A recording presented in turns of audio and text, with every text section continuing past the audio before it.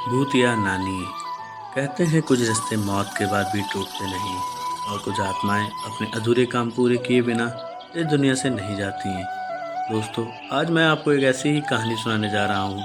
एक नानी जो मरने के बाद भी अपनी नातिन से मिलने आती हैं, लेकिन ये मुलाकात प्यार भरी नहीं बल्कि डरावनी होती है।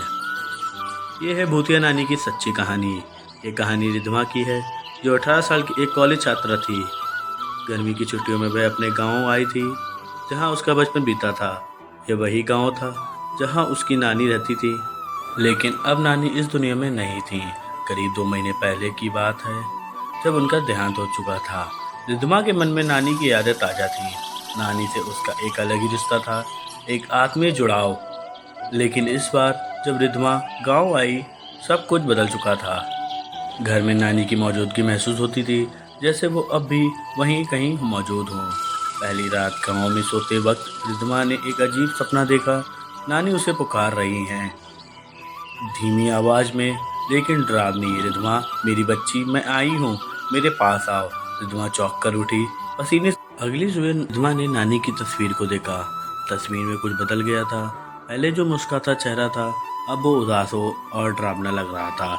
ऐसा लगा जैसे आंखें उसे घूर रही हों। दोपहर में जब वह अकेली घर में सो रही थी, तो एक अजीब सी परछाई किचन से बाहर निकलते देखी। वो परछाई ठीक वैसी थी जैसी नानी की थी, झुकी हुई धोती पहने और एक हाथ में लाठी। उसने आवाज़ लगाई, माँ, लेकिन कोई जवाब नहीं आया। वो धीरे से किचन में गई, लेकिन किचन में कोई भी नहीं था। दूसरी रात रिधवा ने नानी के पुराने कमरे में एक लकड़ी का संदूक देखा। उसे पहले कभी नहीं देखा गया था। जिज्ञासु बन उसने संदूक खोला। उसमें कुछ पुराने कपड़े और पूजा की थाली और एक चिट्ठी भी थी। चिट्ठी पर लिखा था, मेरे बाद इस संदूक को कोई ना खोले।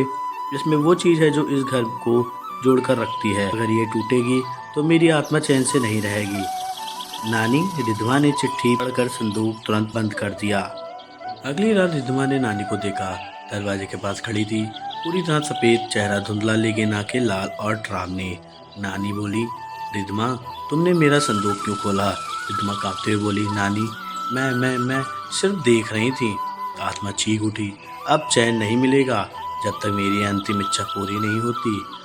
डरी हुई रिधमा अगली सुबह गांव की एक बुजुर्ग महिला चाची लक्ष्मी के पास गई। वह नानी की पुरानी सहेली थी। लक्ष्मी चाची ने बताया, तेरी नानी एक सिद्ध महिला थी। उन्होंने एक तांत्रिक से टकराव के बाद उसकी आत्मा को बांधकर संदूक में रखा था। वो संदूक एक ताबीज था। नानी ने उसकी रक्षा करते हुए जान दे दी थी। वो आत्मा अब आज़ाद हो चुकी थी और नानी की आत्मा को चैन तभी मिलेगा जब उस आत्मा को फिर से बांध दिया जाएगा। रिधवा ने पूछा, चाची जी, मैं क्या कर सकती हूँ? चाची बोली, बेटी, मैं तुझे एक मंत्र देती हूँ। चाची ने उसे मंत्र और पूजा की विधि बताई। अगर तू सच्चे दिल से नानी की आत्मा की रक्षा करेगी तो वो तुझे शक्ति देंगी। रात को रिधवा ने नानी के कमरे में वो पूजा शुरू की। सामने वही आत्मा प्रकट हुई, विकराल चेहरा, रहस्य शरीर और झुलसी हुई आंखें। लेकिन तभी नानी की आत्मा प्रकट हुई। अब वो शेष में थी, लेकिन अपनी नातिन की रक्षा के लिए आई थी। रिधवा ने मंत्र पढ़ते हुए ताबीज आत्मा की ओर फेंका। जोर की गूंज हुई और सब कुछ शांत हो गया। नानी की आत्मा मुस्कुराई और धीरे धीरे हवा में विलीन हो गई। सुबह होते ही रिधमा ने देखा, नानी की तस्वीर अब फिर से मुस्कुराने लगी। घर शांत था। वो डर और घबराहट जैसे अब कभी थी ही नहीं। चाची लक्ष्मी ने कहा, अब तेरी नानी को शांति मिल गई है, तूने उनका अधूरा काम पूरा कर दिया। तो दोस्तों, ये थी भूतिया नानी की रहस्यमय और डरावनी कहानी। क्या आपके साथ में कभी ऐसा कोई अनुभव हुआ है? अगर हाँ, तो नीचे कमेंट में ज़रूर बताइए और ऐसी ही डरावनी कहानियों के लिए चैनल को सब्सक्राइब करना मत भूलिए।